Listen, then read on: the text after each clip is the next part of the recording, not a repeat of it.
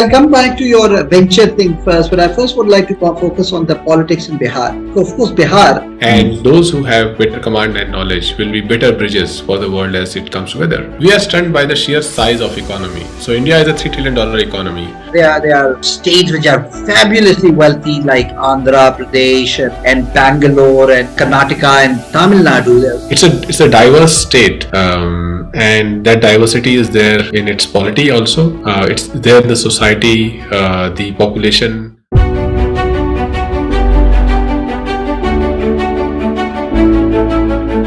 With us today, there is a special change maker who is very unique, because I think he is a change maker in the realm of venture. He has got healthcare startups. He is a change maker in the realm of social change. He is a social activist, and also a change maker in the realm of politics, because he's a political worker and a very effective one in India. He's also very special because he's a great friend, someone I've known when I was in the graduate school in the US.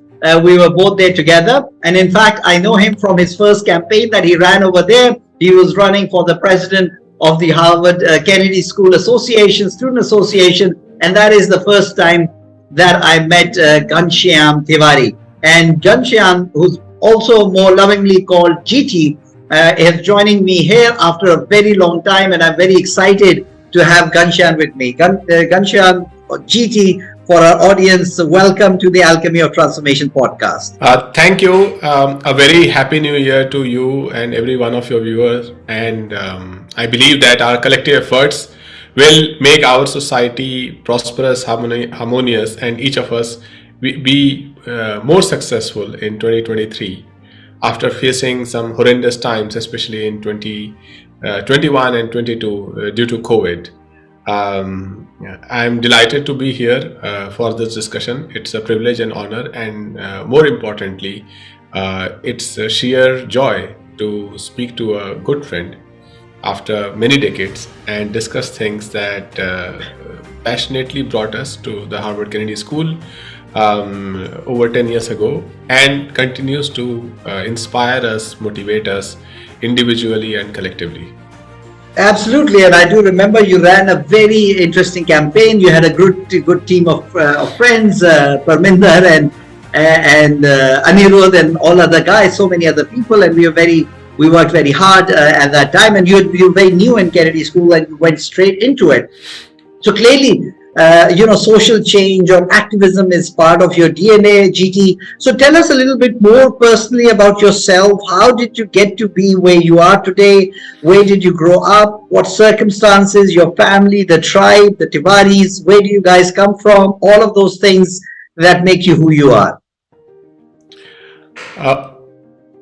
My family originally comes from a state called Bihar, which is the state where Buddhism was born, which is a state right under Himalayas, through which the river Ganges, Ganga river, flows midway. It's a state where Sikhism, Jainism have strong roots. Hinduism also has a strong root, and has a very rich Ganga Jamuni Tehzeeb and mixed culture across religions.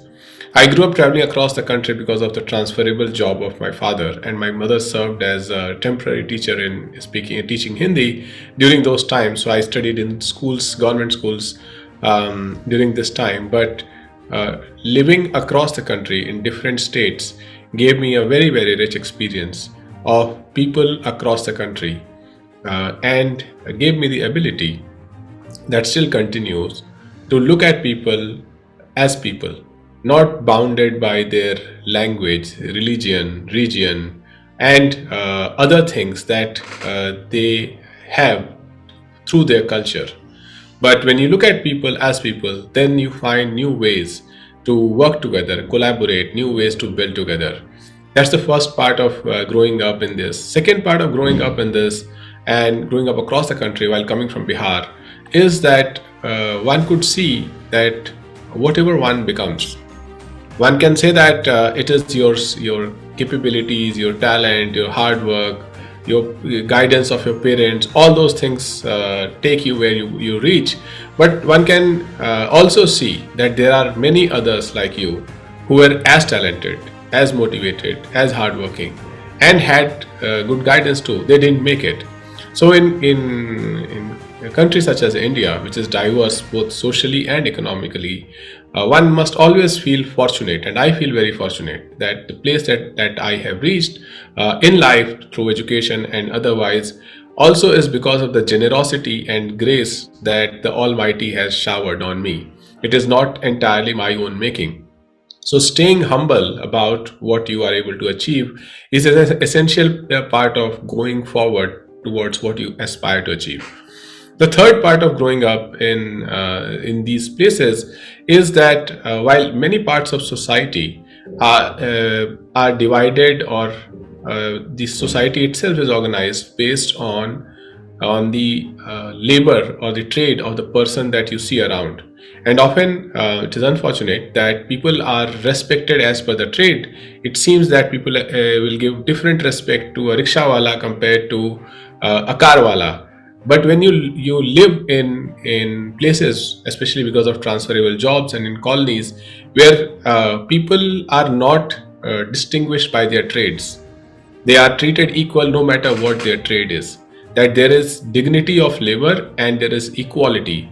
That is a beautiful experience. So growing up in those times, I lived this beautiful experience, and that shaped the way I look at equality. Equality is not based on the language, religion, region you come from. It is not based on the trade that you are doing. We are all created equal as human beings, endowed by nature. And if we carry that frame, then it is easy both to respect one another and work with one another.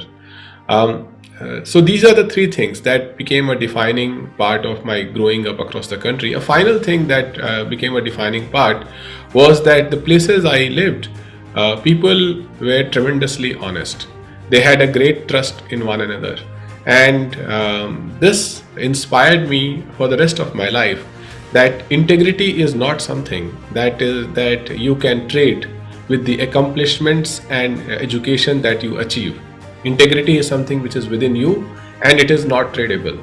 So to see firsthand as a child people living with integrity at different stages of their career has been an inspiring part of my growing up, and it has motivated me to pursue tracks in my current journey, both as a entrepreneur, as an engineer, as a politician, as a person focused on social change. And fantastic. And it'd be interesting to, because I think your father was in the Air Force. Is that correct? That's so right. So you are what we call in Pakistan a cantonment kid or a Fauji brat. And my father was also in the military. So I've also experienced that lifestyle, but I have less so because I was the youngest of my siblings. So by the time I was I was born, and soon afterwards my elder sisters, they were in high school and metric or FSC, and so my mother basically stayed mostly in one city, which is the city of Rawalpindi. But otherwise, this experience of going from one station to the next, and my family have moved from Kohat to Lahore to Peshawar to Islamabad to Karachi, and you see virtually the entirety of the country. And it's a very special experience, and you generally relate to people with a lot of, as you said, I thought of it, generally in that environment, in that military or armed forces environment, you generally treat people with respect, with a lot of humility, and that gives you a lot of exposure. I mean, I'm not sure whether you have something called the Army Public Schools, which we have in Pakistan. Maybe you have been to some of those schools in India. So did you go to some of these military schools there? We have Kendriya Vidyalayas. So also in Air Force, there are different ranks. My father served as an airman, which is a non-officer rank. So as you get transferred, you basically move with your entire family or 3 or 4 trunks. So you also realize the beauty of living small. And Yes. As you go to a different place, you become adaptable. There is a global movement called Boy Scouts. In my school, there was this movement, Scouts, And it is interesting that the motto of Scout is be prepared. And in some way, that motto serves well in life, that, if you are mentally prepared for what is likely to come in front of you, and you are light, you are not carrying too much baggage of or too much air of who you are, what you carry, what is your wealth, right? And just focus on what is in front of you and how you can make it a better situation. I think that also came part and parcel of growing up in these places, going to Kendriya Vidyalayas, and participating in a movement like Scouts. No, and I think there are a lot of spiritual and life lessons in what you're saying, and in the sense of carrying lightweight and not being, taking the burden of the past with you from one place to the next, and being light on that.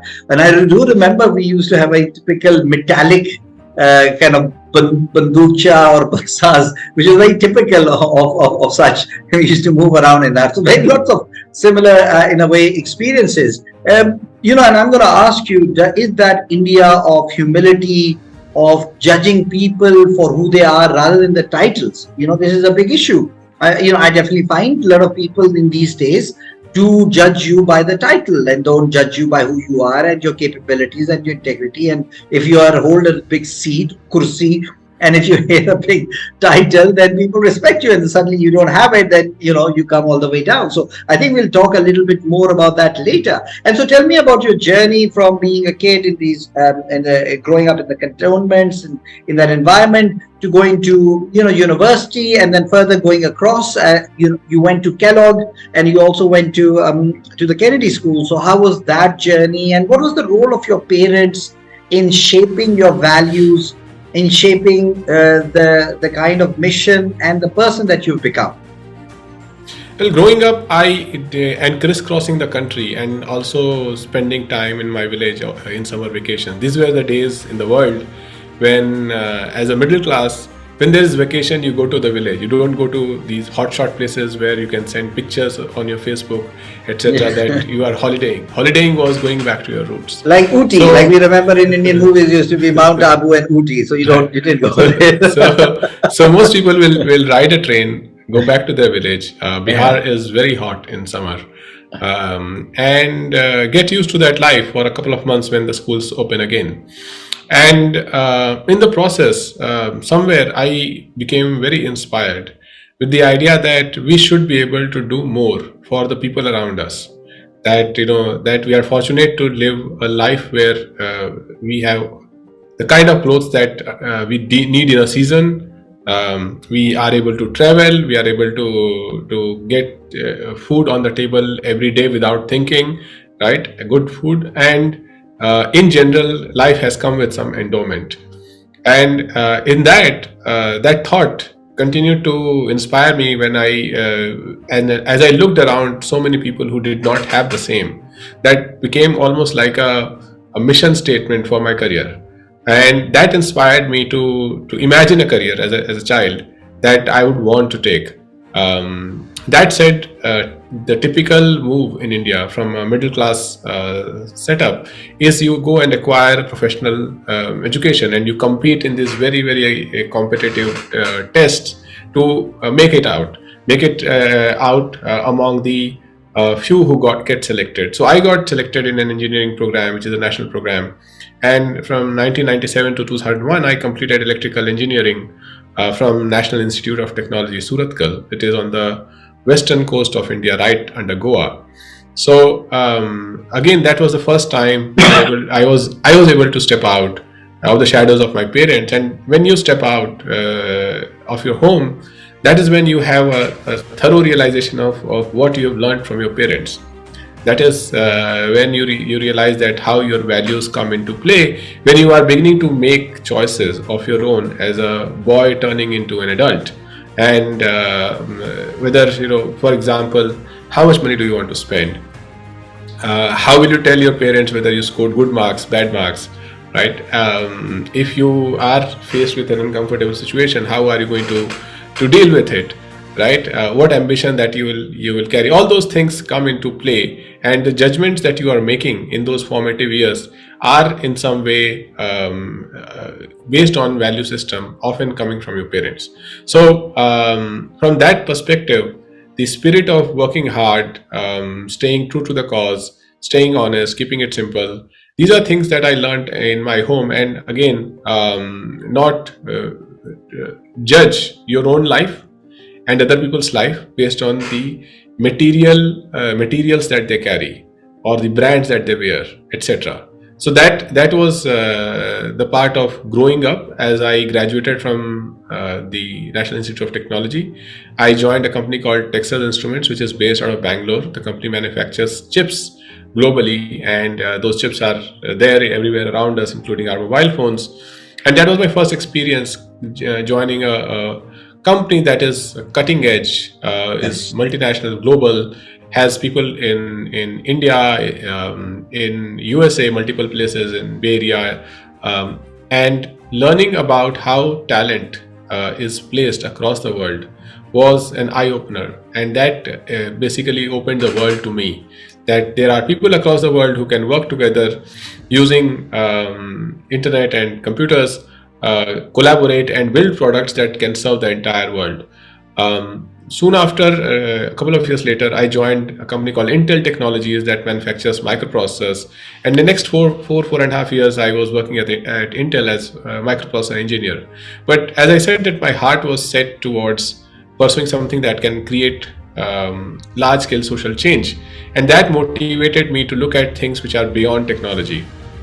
At Intel, I was also able to travel to US, which also was a great learning experience, looking at how a large country such as the United States has invested in the people, in the entire country itself, and has come up in innovation, in knowledge building, and uplifted a lot of people to better than middle class lifestyles.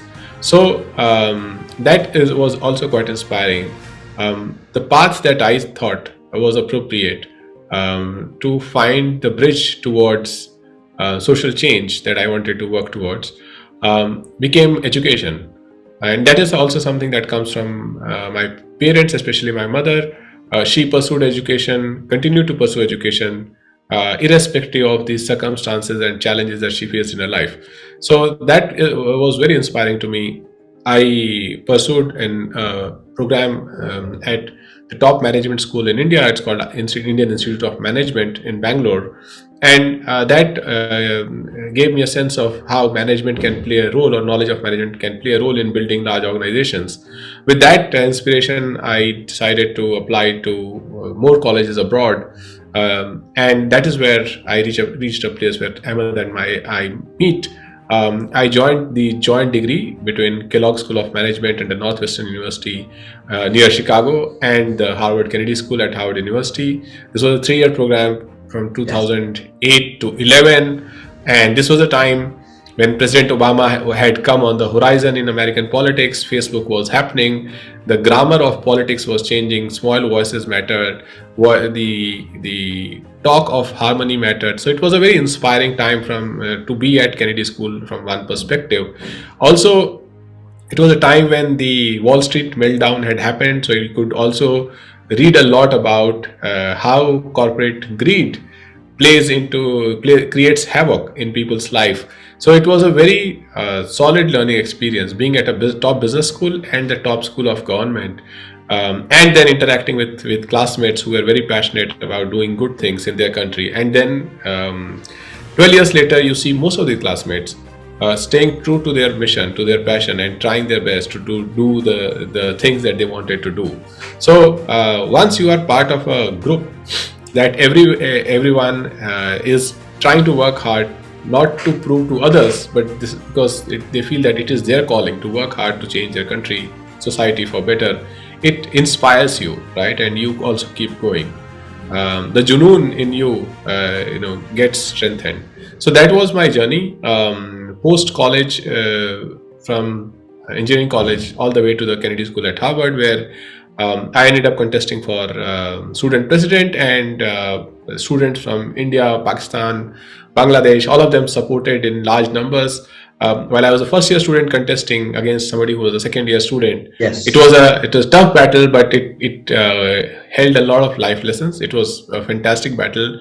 I was able to meet a lot of friends, and with them do a lot of activities at the Kennedy School, and they continue to be friends, both in US, in Pakistan, in Bangladesh, and in India. No, I do remember the 2008-2009. There was a debate between Harvard Business School and a Harvard Kennedy School students, and at the end of the debate, what the Kennedy School students gave a check of $1 trillion, and they said this is from the alumni of the Kennedy School to the alumni of the business school. Of course, the Harvard Business School alumni were people at the banks who had created the financial crisis, and most of the alumni of Kennedy School were working in the government who would basically bail them out. So it was a joke, and I think a well placed joke about what had happened. And I think yes, it was a transformative time. I think for everyone. I think coming to Kennedy School was a great experience. Going to Kellogg, which is a top marketing MBA program in the world, must have been an interesting experience. Like, what were the 2-3 things or key takeaways when you came and you studied in the US? And presumably the best education in the world. What did you learn from it? What are the key takeaways, and kind of what is the gap between what you've seen in India, that even top in India, and what you have seen in the US, and what you see in the US. But before, I also want you, for the benefit of audience, please tell us about these entrance exams that you sit in, which are legendary, and how many people sit in those exams, and how many people actually get positions. I was just recently seeing that, for IITs, there are 10,000 positions, but there are about 3 million people who apply for it currently. But do tell us about those entrance tests and how do they go about it. I think for audience in the rest of the world, these numbers are phenomenal. Sure. India follows a system where you have to do 12 years of school education. In that 12 years from grade 1 to grade 12, in the final 2 years, you choose a stream, a discipline for yourself. Students who choose science are often motivated to focus on 2 disciplines. One is either they want to become doctors, so they want to take biology and pursue medical science, MBBS, or they want to be engineers, and those students often take mathematics. And then there is commerce, arts. So if you think about numbers in India, roughly 35 million kids are born every year. 3.5 crore kids are born every year. And of 35 million, more than 1 crore kids graduate from school, class 12th. So there is a dropout, and the dropout is more significant towards girls. That is changing with every passing year as more and more children start school education early and continue on the path through efforts of government and civil society. But that aside, at current rate, around 10 million or 1 crore kids are ready to join college every year. Now, we do not have a system anywhere in the world that can generate 1 crore jobs or 10 million jobs every year. It is not easy, right? It's a large number. So as a result, there's going to be competition. And when you are when you have input at this scale, the competition is likely to be very objective, and from that aspect, it may appear mindless, but it is going to be very objective, because that creates a sense of fairness for people. So as a result, the more attractive careers, which people think will give them a greater possibility of success, which is, for example, becoming a doctor or becoming an engineer, the students write exams after grade 12 towards this. For engineering, the exam is called Joint Entrance Examination, JEE, and between 10 lakhs to 12 or 14 lakh kids write this exam year, depending on the year. And in engineering, because there are a large number of streams and the field itself has taken off as so much technology has come into play, so the number of seats are also there, are large.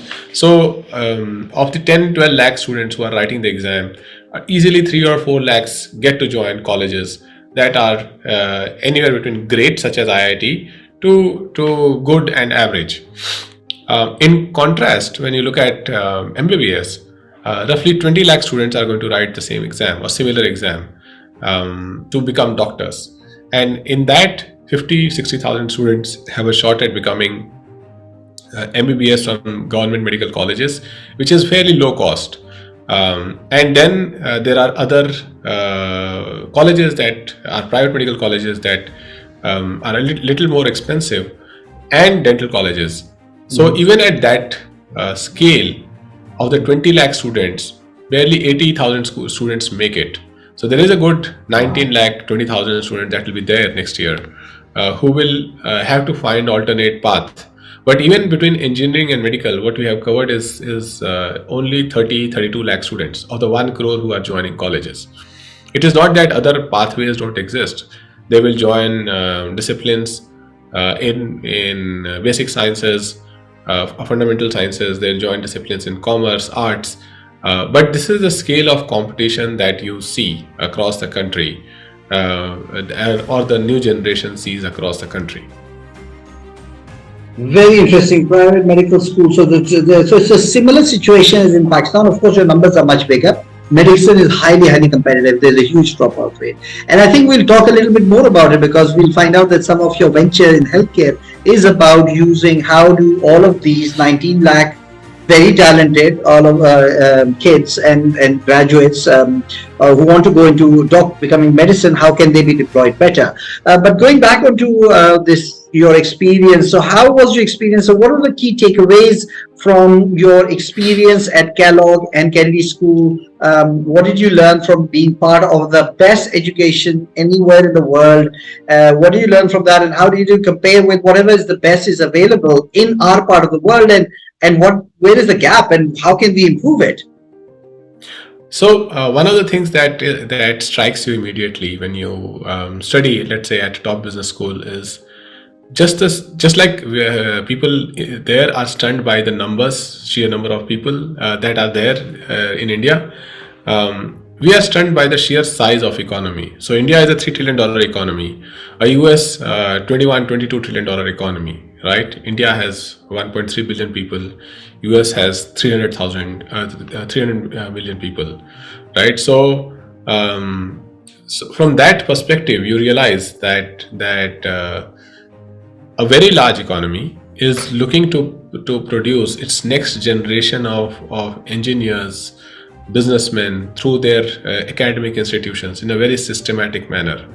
And the better institution that you go to, the more ambitious people you'll meet, people who think that and who have seen in their daily life that anything is available, any scale of business is available, because the economy is so big that if you are a risk taker, if you have a good idea, people will back you. So the first learning that was very interesting in US was that this system is organized in a way that people are ready to back others on the strength of their idea and the strength of their credentials, on the basis of the legal and contractual system in a fair manner, without saying that, hey, you are not my family member.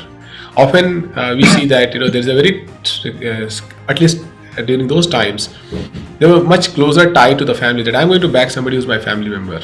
The ability of an economy to back talent, whether it is connected to your family or not, I think gives that economy a greater velocity.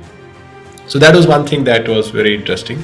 Second is, at a top business school, you see, because the economy is large, and when you do the business cases that are presented to you in the class, you realize that the business fundamentals in any sector have a lot of similarities. So you generate interest to learn about diverse set of sectors. In a smaller economy, sometimes few things dominate all of the economy. So your exposure to diverse business sectors is limited in an academic environment, because those few things that dominate are presented more for discussion than others, right? Third, when you are the largest economy, you are looking at the world as a go-to market, right? A market that you want to go to. And from that perspective, a lot of ideas naturally have a global mind, right? as a result, you understand that how do you achieve innovation that reaches that coveted number one stage. And finally, you have real life examples around you of people who graduated from the same college and who made it, who did the same. So all those things are inspiring and overwhelming, but they are also in some way they create a weakness. The weakness they create is when you come back, you are not going to see the same environment. For those who are working there, this is fine. Those who are from that country, this is fine. But when you come back to your own country, you are going to see this entire spectrum get miniaturized. So you have to readjust to that situation while keeping the ambitions that you got there. So that's one part of it. But it definitely makes your problem solving skills, your communication skills, and your ability to see the world far more neutral than just studying in your country would do. Absolutely, and I think one of the things that I experienced in the US, and I believe is a big advantage. You've mentioned is the ability to back youth and young people. In Pakistan or to some extent in Europe, whenever I've gone in a project, in a fundraise, in any venture, most of the time people have said, well, I'm impressed, thank you very much, but who's the gray-haired guy behind you? Everyone is looking for the sage or the old person or the established person behind a young person. Whereas in the US is not the case. In fact, in the US, if you're younger and if you're probably untested, you're in an advantage. So I walked into this New England in Rhode Island, this family office of a tech venture group, basically some founders who had made billions. And I was there, I was myself. I was grilled for about 1 hour 45 minutes by these group of 4 or 5 people. And they asked me, I was raising a fund for Pakistan, SME, small mid-cap fund. And that was the end of the meeting and I left. And after that, one of my colleagues, Sarah Alexander, actually, she went and met them and they said, oh, we're going to write this much money for European fund, this much for a North African fund, and for Pakistan we put $15 million.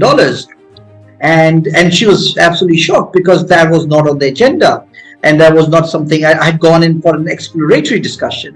And so he asked him why. He said, look, the thing that we realize is that we are looking for the next big thing.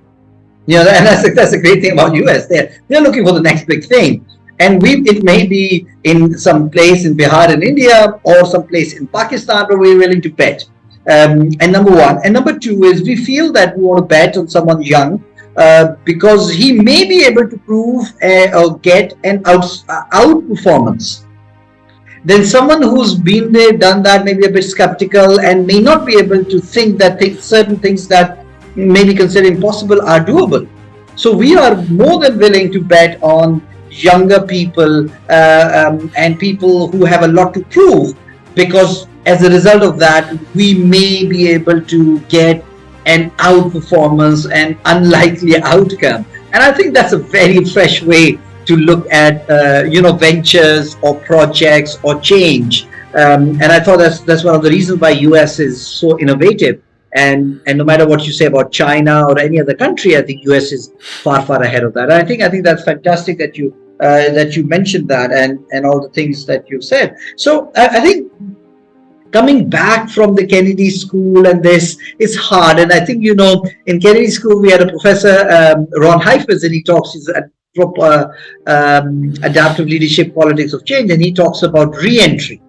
Is that how do you re-enter a system once you've been in the US, you've had an exposure? How do you come back into your organizations, into your communities, into your families? So how was the re-entry for you back into Bihar, back into India once you'd done that? And another question is that why didn't you stay back for a couple of years? There are lots of tech founders in India, that's also in the US, who do very well, and then they go back. We were the other day we were talking about I think Ashish Dhawan of Caste Capital, now Central Square Foundation, He was there in America for a while, and then he came back to India. So why not that path? The one, and number two is, how was your re-entry back into India? Well, I think the two are related. So what happened was, between this 3-year joint degree, I spent one summer at McKinsey in Atlanta working on a healthcare project. And the next summer I was thinking what could be a good idea to work on. That was the time when I was at the Kennedy School. And Bihar, which is my home state, was up for election.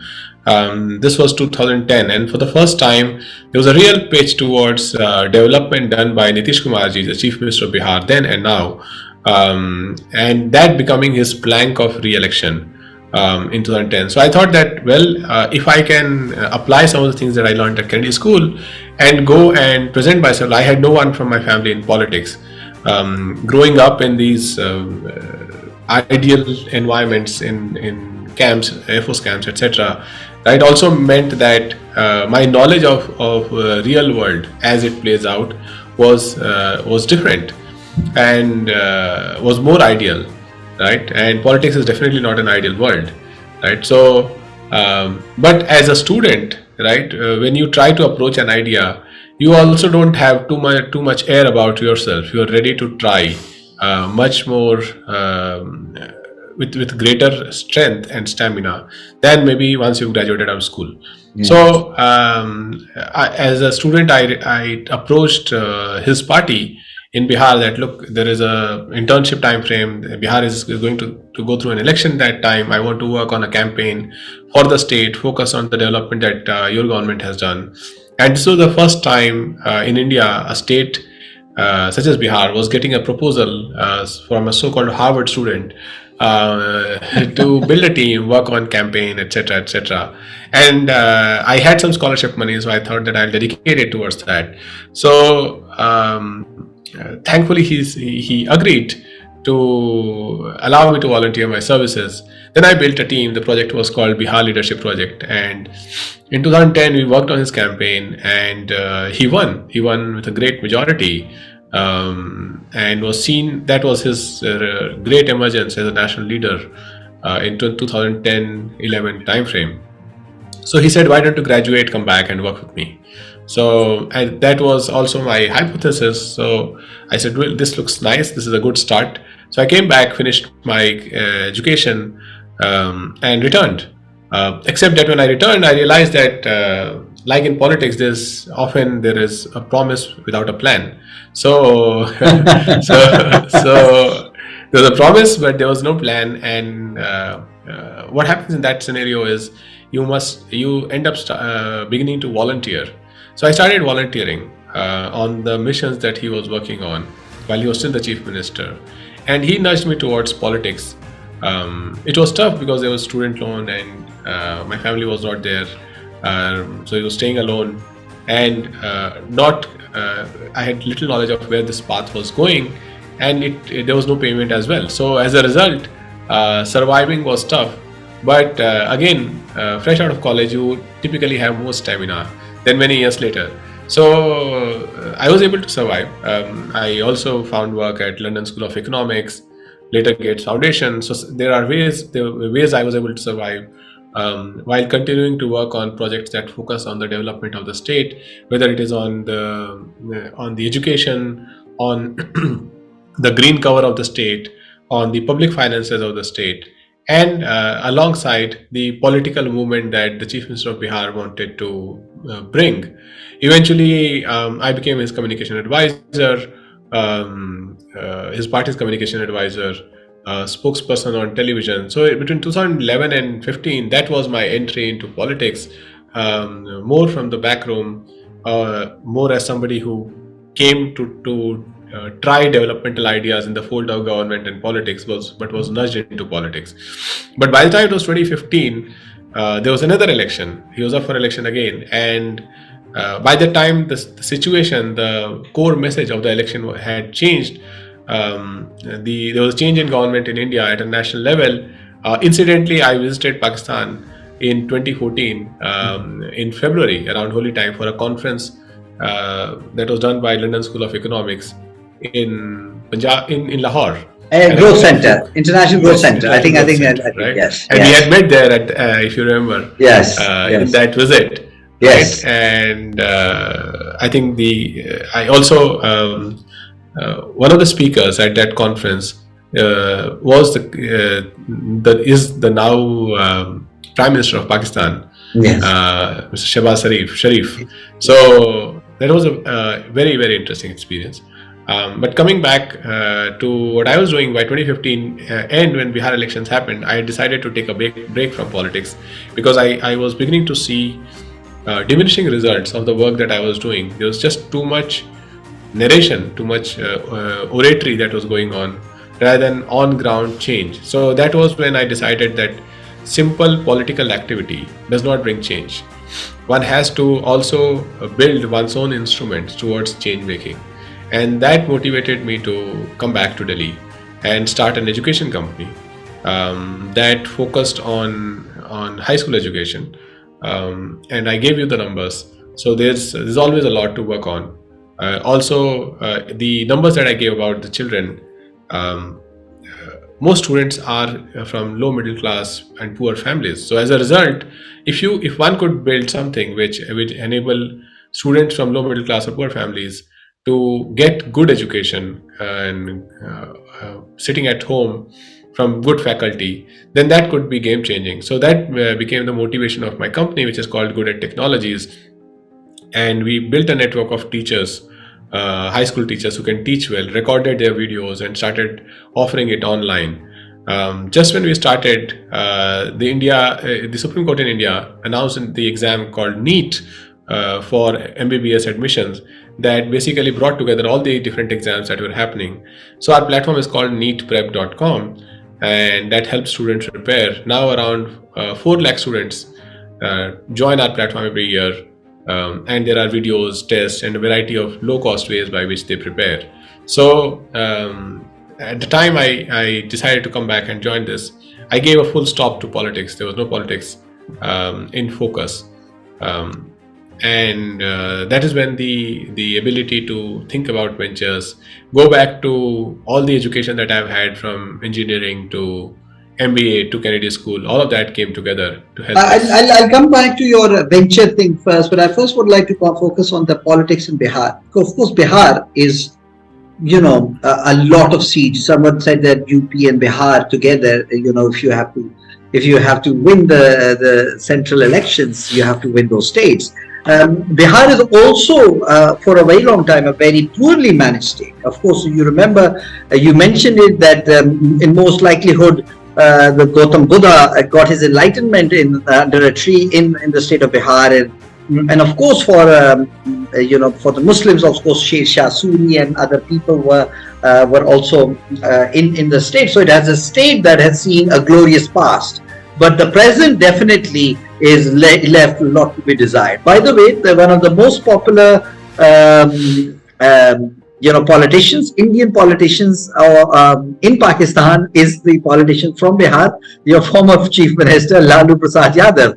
And I think he's popular because of the fact that he's secular and, in a sense, quite inclusive. But also he makes these one-liners which are very, very hilarious, but also very, very, very insightful. So, there's a very famous saying by the Lalu Yadav that, somebody asked him, what is your politics? And he said, our politics is neither rightist nor leftist, we are opportunists.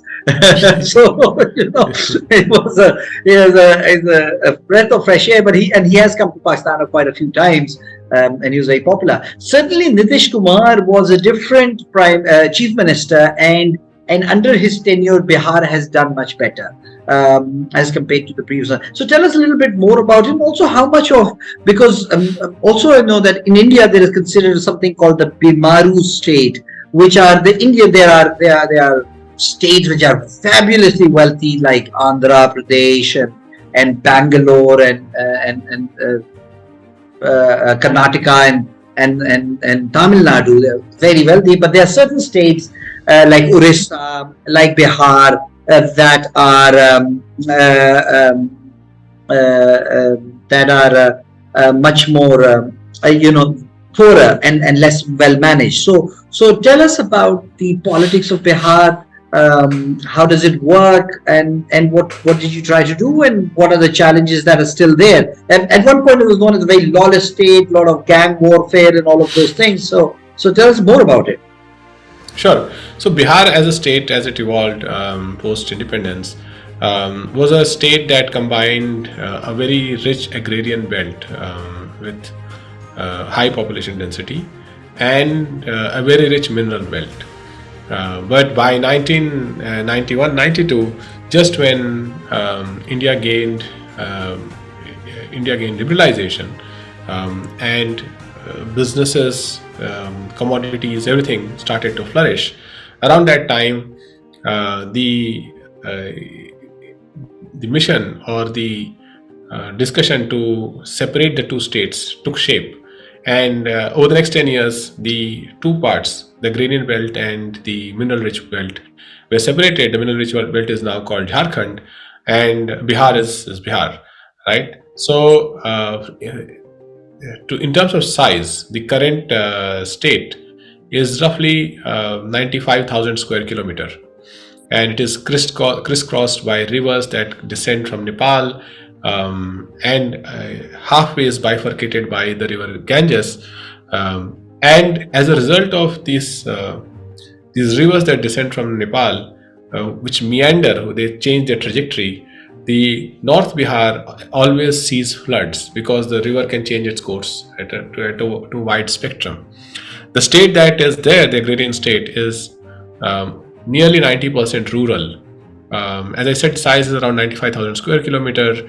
The population would be around 110 million people. And in the last 70 years, the state has gone from the holds of strong caste and feudal model of hold on the people to a social justice model, which is primarily which has emerged from the battles of Lalu Prasad Yadav ji, Nitish Kumar ji, and leaders of that era, who focused on what is seen as or shared as Lohiya's vision and ideology, which is that there has to be a proportionate representation in corridors of power based on the caste creed of people, those who belong to the more disadvantaged sections. Scheduled caste, what do you call the scheduled caste? Or backward caste, yeah. Right?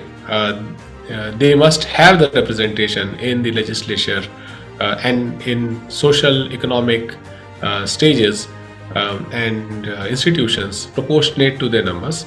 Second, that once that representation emerges, automatically discriminations will reduce, economic power will come, and as a result, society will become more equal. And that is enshrined in the constitution by Dr. Ambedkar also. Mm-hmm. So Bihar is a very, very political state. There's always this transfer of power, assets, resources continue to happen towards social justice, constituents of social justice. The political narrative is also dominated by that, and as a result, the first phase of this power transfer was chaotic, very chaotic, and that was under Lalu Prasad Yadav ji. That is the phase there where people speak about higher level of lawlessness in the state, because there was almost a system. The system was helping this transfer of power, as the poor and the downtrodden were becoming stronger, if not richer. Right? They were stronger because they were more assertive, and those who were more assertive and unequal in the past had to also face equal power from the other side. And the state helped. So as a result, that sometimes it led to a greater level of lawlessness and crime. That said, where the state stands right now is it remains the poorest state in India, facing floods every year due to the Himalayan rivers, dependent largely on agriculture and labor workforce.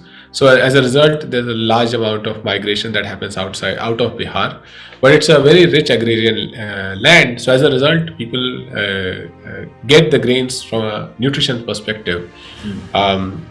It's very dense in terms of population, and every human development index tells you a story of what hasn't happened and should happen, whether it is health, whether it is education, whether it is any other aspect that you would want to income, etc.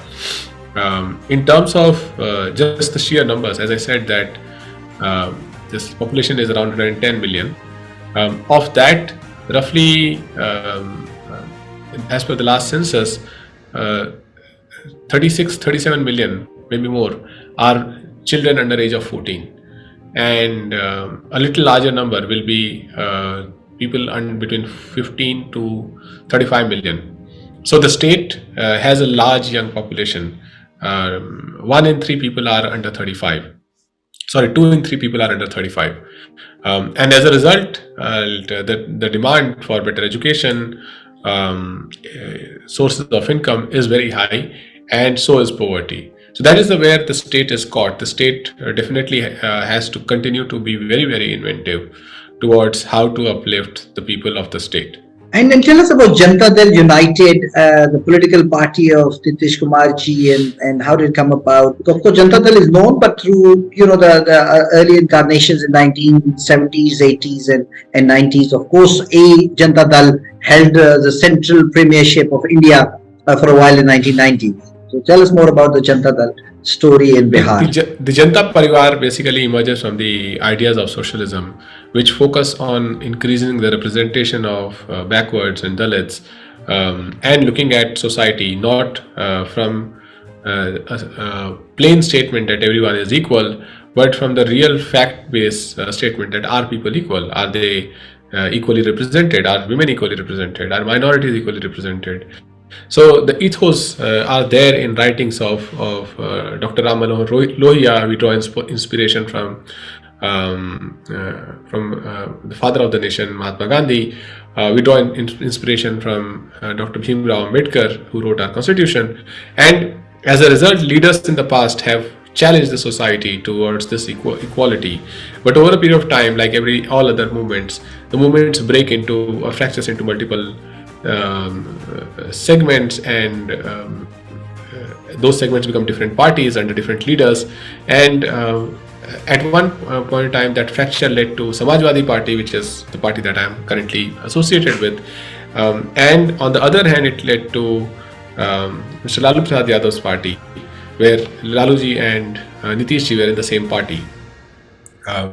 The party is called Rashtriya Janata Dal, but later differences emerged between the two leaders, and Mr. Nitish Kumar decided to float his own party, which was called Samta Party, which eventually merged into Janata Dal United, which was run by another leader.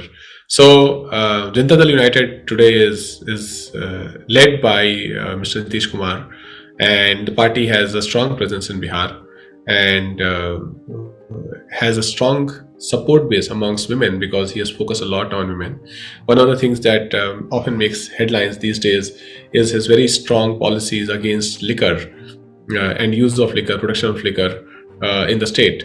So it is banned in Bihar, and it is his policy. He's been very open and aggressive about stating that how this is a social evil and it must be stopped by the government. That aside, the party itself has more than 15 members of parliament now. Bihar sends 40 members of parliament in the 545 Lok Sabha seats that we have in India. 40 members. It has a substantial number. Currently, Janata Dal United is in alliance with RJD, which is now run by Sri Lalu Prasad Yadavji's son, Tejasvi, who is the Deputy Chief Minister of Bihar.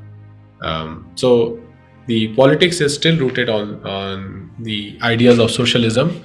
However, as times change, as resources becomes more scarce and population continues to grow, there is tremendous opportunity in the state, especially with government, to innovate and to figure out how the large number of people who are poor can be uplifted out of poverty, can be provided better health and education, and how with the existing resources they can give more people a life of dignity. No, excellent. And I think the Janata Dal is a very interesting movement across India, because of course it has its roots in more secular and socialist. Whilst you have on the east side, you have the CPI, the Congress Party of India, but it is somewhere in the heartlands of both in the UP and in Bihar and in central states. It has become more popular at times and less at other times, but it has played a very pivotal role. Of course, I'm sure the VP Singh and Deviga, there different parts of there have been some national leaders that have emerged out of it. So coming out of this and seeing some of the things in Bihar, was it a sense of frustration or the fact that took you away from politics in Bihar, or was it the fact that you felt that you could have done better use of your time and have been more impactful in another way? What was the decision? It's not easy. I think coming from walking across Charles River and then going back into Bihar into politics is not easy, particularly trying to make a living on the side. So that meant a lot of commitment. So the fact that you left that and then you went the venture route or the enterprise route meant that there were certain conclusions you drew about what you were doing and how impactful you were or how much impact you would have. So tell us a little bit more about that decision and what led you to it. Well, the most important aspect was the realization that simply being around government is not enough. You must have ideas, solutions, real ways by which you can bring about a change in people's life. And that requires... That's a fantastic conclusion. And I think a lot of times people think that just the way to get a position of authority is the way to bring about change, and a lot of theory of both Hafiz and Gans tells you that is not the only way you can bring about change. Please go ahead. So it is important that if you see yourself as a change maker, then you must have more instruments to work with rather than just the instruments of bureaucracy and polity. And that motivated me to take a step back from politics and explore these other instruments that in some way our global education also helps, because when you want to build a venture, you require capital, you can tap friends, you require ideas, you want to build teams, and often your credentials coming from professional background helps you attract capital, build teams, and also gives you confidence to try different things. Right. That said, my journey into venture was not a journey that just focused on venture alone. In 2017, the Chief Minister of Uttar Pradesh, then Mr. Akhilesh Yadav, he had seen my work, he had known my work, and over a period of time we had interacted as he had been Chief Minister. His team invited me to become their national spokesperson. So it was a step back into politics a couple of years later. As I started appearing on television as a national spokesperson of Samajwadi Party.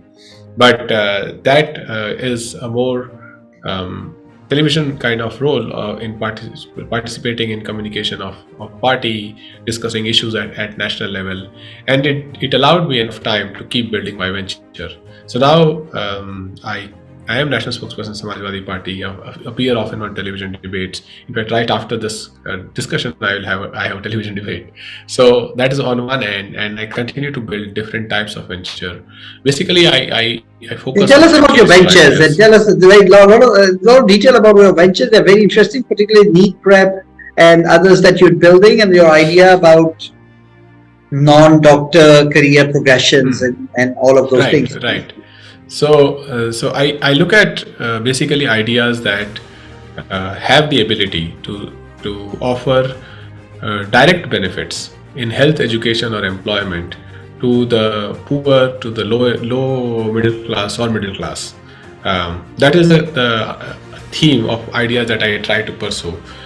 NEET Prep offers the low cost video classes of high quality to children across the country, and often coming from middle class and lower middle class strata of society. But as we discussed the numbers, around 20 lakh students are going to write this exam this year, and more than 19 lakh are not going to make it. So I'm looking at how the lakhs of students come to our platform, how we can guide them towards alternate careers in healthcare. Healthcare is a complete system, just not a system where there is doctor and no one else. There are nurses, there are paramedics, and now there is digital health, there is technology at play, there's medical devices, there's data science, there is better communication at work, there's counseling, so there's management of all this. So as a result, and then there is life sciences research, etc. The number of career paths that exist beyond MBBS are over 100, which are proven career paths that exist across the world in most countries. So if we can enable the students who are focusing only on MBBS, even if we can help 2, 3, 4% of these students, we are talking of very large numbers. 1% of 20 lakh is 20,000. If 5% of students choose alternate careers through our guidance, that is 1 lakh students every year trying to explore different tracks in healthcare. That will make us a very large healthcare workforce company if we succeed in that.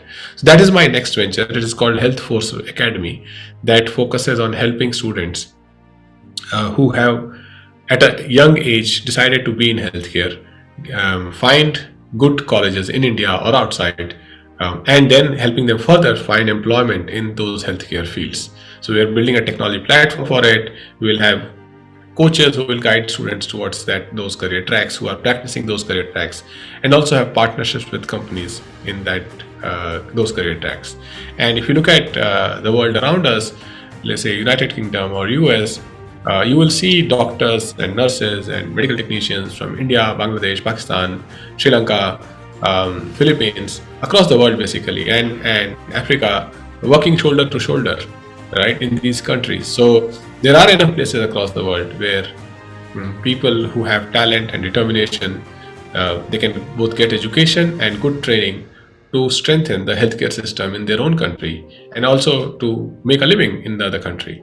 So that is the focus of that vision. I think in our culture, I don't know whether India is the same, but definitely in Pakistan, I think there's overemphasis on being a doctor because there's too much of glamour and too much of prestige associated with it. If you go to America and other places, the nurses or the very skilled nurses get paid even $100,000 a year, and they're highly sought after. My family has a lot of doctors in there, and they're saying that particularly post-COVID, the nurses have become in very high demand, or alternative physiotherapists and others, home healthcare workers, health coaches, and so they have lots of very productive, very lucrative career paths that people should consider and not be doctors. And certainly this is some area that I'm also working on in Pakistan, because you need 4.2 million nurses globally. There's a shortage in the world, so that's a great place to fill, and perhaps we can do something across South Asia. So most of the human export is just India only or Pakistan only or Bangladesh only. So if you can offer a bit more, and I think that could be very, very successful. Also, if you look at the fact that social media is come into play, where people can change the perception of the society. In many places, people think that being the doctor is the ultimate thing. But if there is a nurse or a technician who's popular on social media, sharing knowledge, sharing information, they can change the perception and become a role model for youngsters who will follow their track and join those careers. So I think there are more levers that are there now to guide, motivate the younger generation to choose these careers. And definitely, thinking beyond national boundaries and thinking about a collective on how what can we do to be a talent magnet and talent enabler in healthcare could be a fairly big thing. There's another venture that I am helping, is called She, which is which focuses on girls who are non-graduates, helps them find jobs and find trainings. Then there is one called Angrezi.com that focuses on children who are in grade 2 to grade 8, especially in lower income groups, to learn English at their own pace. So again, the idea is education, health, employment. Look at technology, see what it can do to the people in changing their lives, and I think make that idea scale, sustain, and also make it politically powerful. That the role of a politician should not just be making lofty speeches and getting results from taxpayers' money, right? And using power. The role of the politician has to be to emerge as a greater public entrepreneur, to create greater resources, bring people together as team, and solve for problems that have not been solved for. No, absolutely, and I think a lot of times when we people think that, of course, government is the best way, and to go forward. And I lived abroad for 19 years, and then I came back to Pakistan, and I worked in impact and public-private partnership space as well as private ventures. And I do believe that the biggest way to scale is through the bureaucracy. A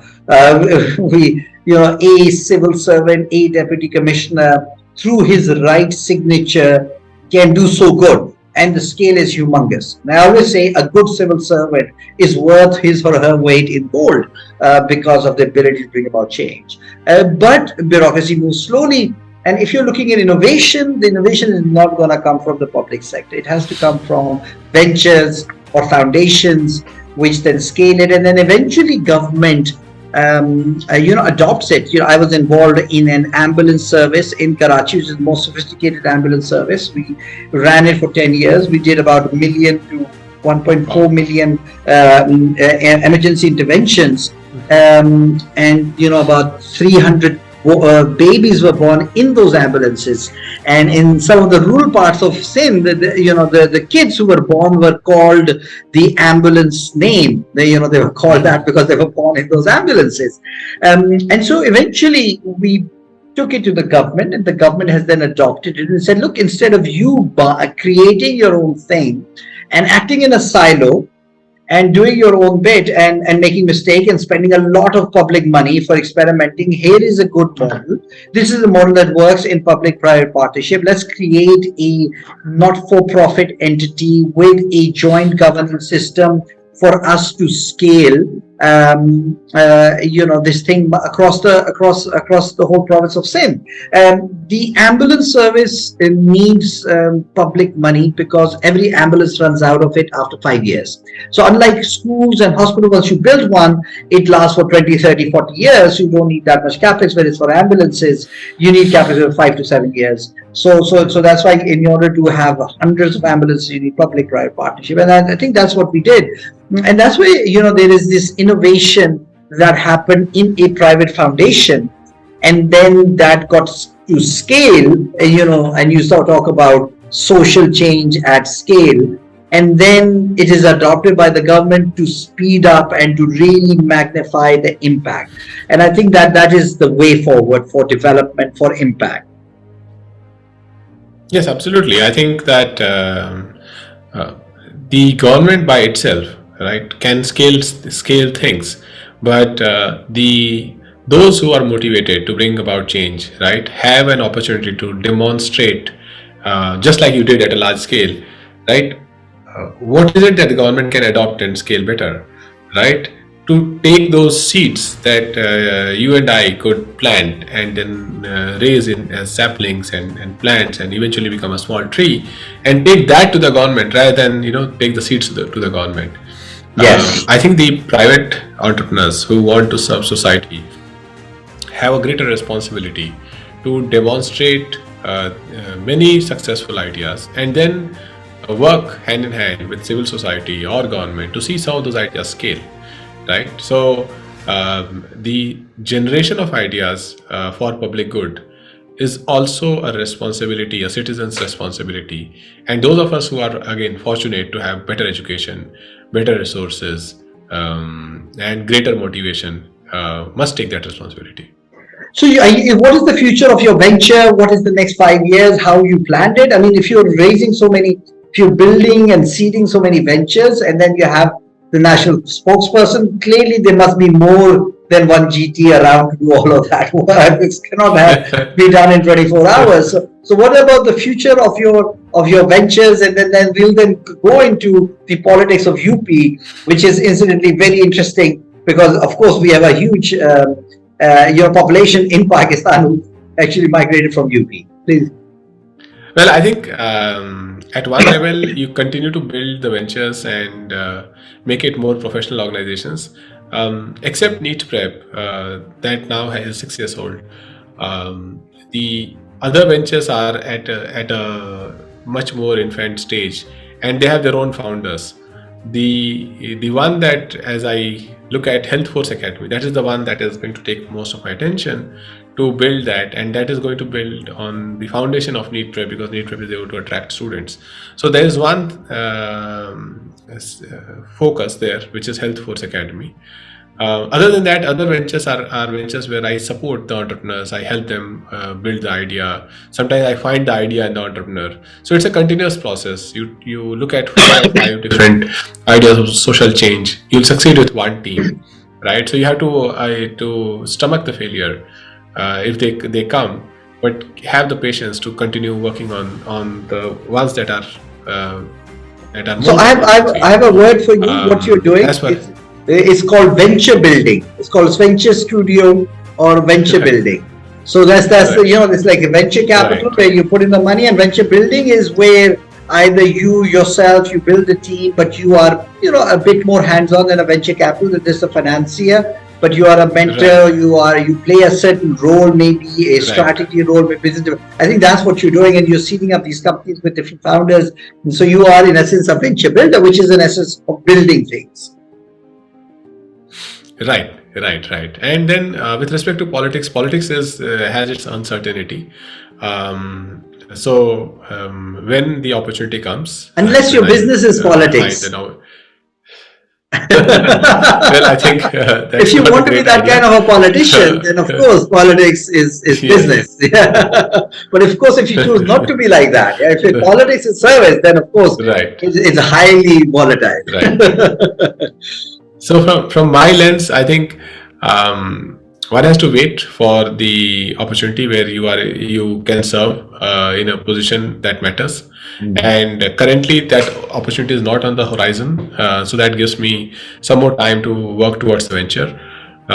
When the next Uttar Pradesh election, for example, is in 2027, right? So that would be one time when that could be there. India also has a national elections in 2024, and we will see how the politics plays out. If there's a greater participation in the national government of my party, then I may also find more roles towards the government.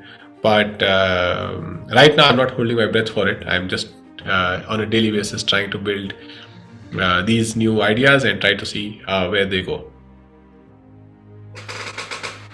So interesting that you are a part of Samajwadi Party in India. So tell us a bit more about your role in it and the politics of UP. UP, of course, is a place where the Gandhi family and a lot of others contest elections. Of course, it's a hotbed of politics historically also. But currently in India, the Rai Bareli constituency is very, very famous. And you also contest the elections. So tell us a bit more about Samajwadi Party. And of course, historically, there has been the contest between the Mulayam Singh Yadav and Mayawati. And what is the difference in politics of the two? And now you've got the BJP, the Yogi, who is the chief minister of UP. So that's completely changed. So give us your views of your own experience, your own trajectory, and what's happening now, what's going to happen in the future. Well, to give you a sense, Uttar Pradesh is the most populous and also the largest state in India. And the size of the state, the population of the state is over 2 times that of Bihar. So roughly 220 million people, 230 million people are in Uttar Pradesh. Out of that, the population under age of 14 will be around 70 million. Wow. The state is 25% urban and 75% rural, very well crisscrossed by canals, roads, and basic infrastructure is extensive. Alongside, the state also has very rich business belt, which adjoins Delhi on one end, and very strong rural belt, which adjoins Bihar on the other, right? And is also on the foothills of Himalayas. Just So when Noida and Ghaziabad that are right, next to, right. yes. So it's a diverse state, and that diversity is there in its polity also. It's there in the society. The population is spread out amongst Hindus, Muslims, within the religions. There are different castes that are dominant in different parts of the state. There are Sikhs also in the state. So the diversity in population also creates different aspects of politics. For example, the fulcrum or the key axis in politics has been in the past the social justice movement. So as Congress party ruled Uttar Pradesh, because India's first Prime Minister Jawaharlal Nehru ji, his hometown is Allahabad, so which is in Uttar Pradesh. Now the place is called Prayagraj, right? So that is Allahabad is where his ancestral home is there. So Gandhi family has always drawn their strength and presence from Uttar Pradesh. Now in constituencies such as Raebareli and Amethi. But over a period of time, by the time it was mid 80s, the social justice movement that focused on upliftment and equal place in polity of the backward castes and of Dalits took center stage. Also, these castes had greater numbers in terms of their constituents, and led by Mulayam Singh Yadav ji and his extensive work and travel across Uttar Pradesh, he was able to build momentum, political support among the backwards. Simultaneously, there was a rise of another party that is called Bahujan Samaj Party (BSP), that rose on the strength of their work among the scheduled castes, Dalits, and as a result, Dalits, who constitute nearly 20% of the state population, backwards, who constitute nearly 50% of the state population, and then there is Muslims and upper caste. So it created four dominant political parties in the state. One was Congress, that was strengthened by its legacy over the state, which was rapidly depleting by the time it was 80s. Then was BJP, which was strengthened by its very polarized view on things with respect to Hindu-Muslim amity in the state, and issues of religious and historical importance in the state. So the rise of BJP created a strong constituency of Hindu voters that who would see history as a unfairness dealt to them, and as a result link that to the civilizational history of India and demand greater share in power. The third is Bahujan Samaj Party, which is the party that was strengthened by their work among Dalits, the scheduled castes, and from time to time built alliances with other constituents. And the fourth is Samajwadi Party, which gained strength in the 1990s, and eventually Mr. Mulayam Singh Yadav, who's no more now, he passed away in October last year. He became Chief Minister thrice of Uttar Pradesh in the post 1990.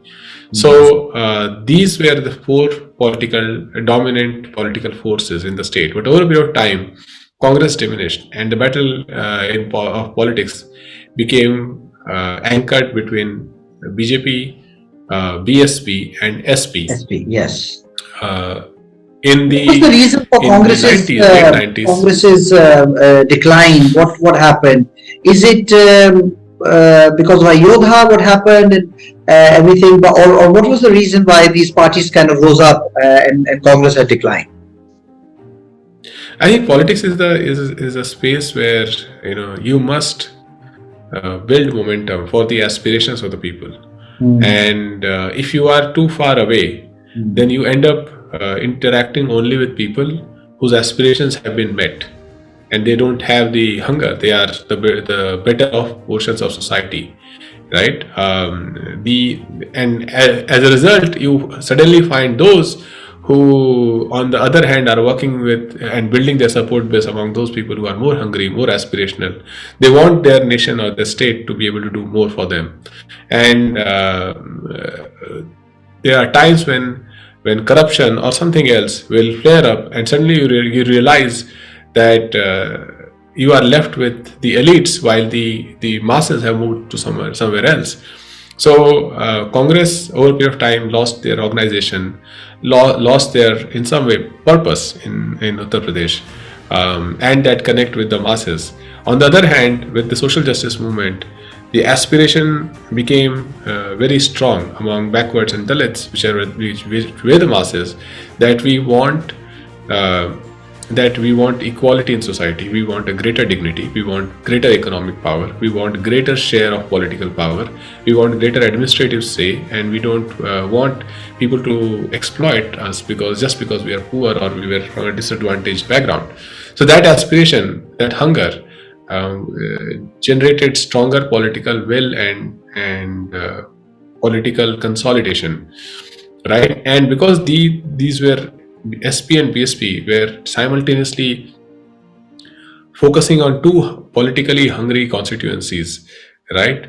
I think somewhere the minorities, the Muslims in Uttar Pradesh, which are 20% in number, they were caught in a middle ground, where the Congress wanted their vote share. BJP made a narrative around them, often against them. BSP wanted their vote share. SP wanted their vote share, right? So between 90s and 2014, there was largely effort by different parties to seek their vote, to add to their social tally, so that they can become just get enough votes to come to power, right? And coming to power was trying to secure nearly 30% of votes. So 28-29% of their core constituency and another 10-12-15% of Muslim votes was a very strong number to come to power. As BJP was able to build further momentum on their Hindu brand of politics, or the Hindutva brand of politics, right? They were able to consolidate a larger share by pointing fingers on cultural differences and historical issues related to Hindus and Muslims in the states and across the country, right? And as a result, make parties who were focused on harmony among communities, right, and who saw Muslims as equal and even preferred political support base for them. The BJP was able to show that these parties were treating Hindus unfairly, and as a result, it could gather more momentum towards its Hindutva agenda. So currently, BJP gets around 42% vote share in the state. In the last election, to give you give this to you in numbers, in the election that concluded in 2022, Samajwadi Party got around 3 crore votes. BJP got around 3 crore 80 lakh votes, and BSP got around 1 crore 10 lakh votes, and Congress some 10 or 20 lakh votes. So that is how the votes stack up. Every election, UP will continue to face this contest, and Samajwadi Party is the main opposition for BJP today in Uttar Pradesh, and this main opposition is anchored on the momentum party can build towards not just the social justice movement, but towards delivering ideas of better quality of life to the poor and to the middle class. So that is the battleground on one end for Samajwadi Party. Very interesting, and I think that's very interesting politics played by BJP in order to gain, because they have a very small toehold, and you have very strong constituencies between the BSP and the SP and the Muslims itself. So uske darmiyan mein banana was politically very difficult, but they managed to do that. And so, what do you think is the future of caste-based politics? How is going to happen? It's going to continue. And I'm also going to talk about something you said is very similar to what's happening also in Pakistan. But what is the future of caste-based politics? What is the future of politics in UP? And then how do you see the elections play out in 2024 in the national level? I think caste is, especially in rural societies, caste is very, very innate to one's identity. And as a result, the caste will play a role in politics. However, the castes that are more downtrodden economically, socially, a number of, so let's speak on different dimensions. Politically, there is equal, near equal status that people from different castes are beginning to reach, right? And in that sense, the discrimination, political discrimination on caste has greatly diminished. Yes. The social discrimination continues, and economic discrimination is the highest, because whatever we are, right, as an individual, are from economic standpoint, are a mix of what we create and what we get in legacy. And those who are from upper caste are people who got more in legacy in terms of assets, resources, education, and other things. And as a result, economically, they are still at a better footing, right?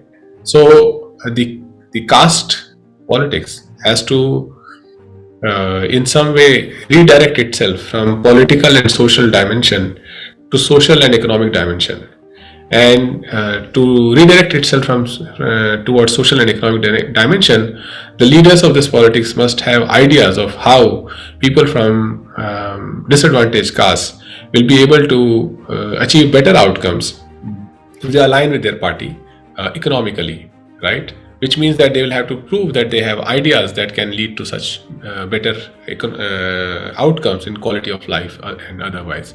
So that is a challenge, right? But it's a challenge that is built, that demands greater innovation and knowledge, rather than greater divisiveness in society, right? So that is one.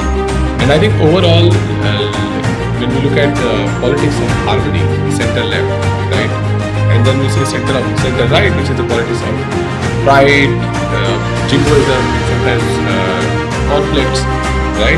I think it's center left anywhere in the world that must depend on greater sourcing of knowledge and innovation, because unless their core mission of equality is now mixed well with economic growth that they can achieve through greater knowledge and innovation, right, they will struggle to compete with the right, which can easily draw its narrative, its message from jingoism.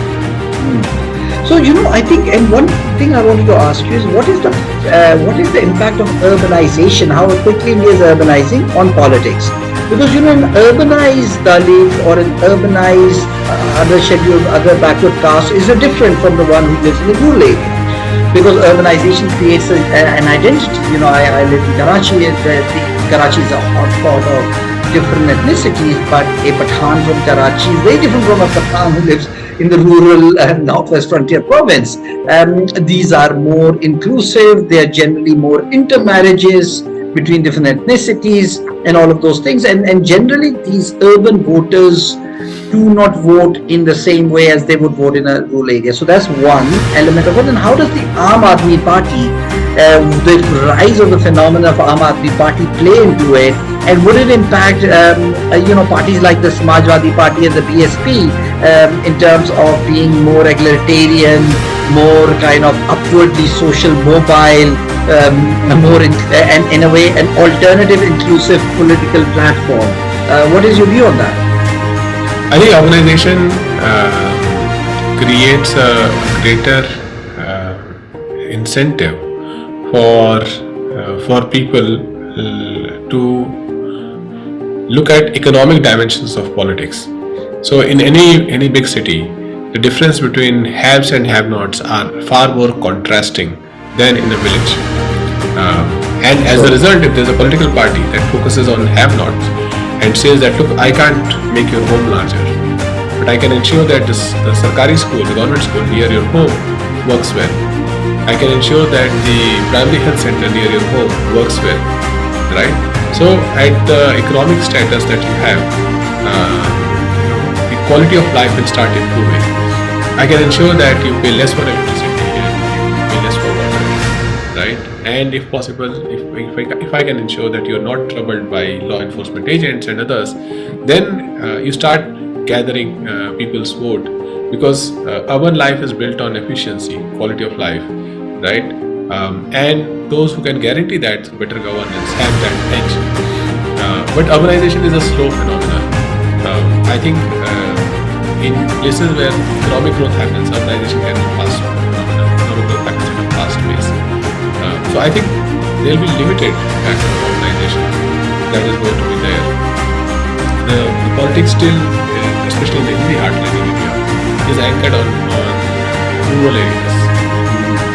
So great. So I think with that, I think the last parting thoughts, I think I'll ask from you about your own future, what you plan to do, what are your hopes or aspirations for both yourself, for Bihar, for UP, for India. But I'd also like to add that I think it's fascinating what you talked about, aspirations, the hunger for aspirational population. And I think the same phenomenon happened.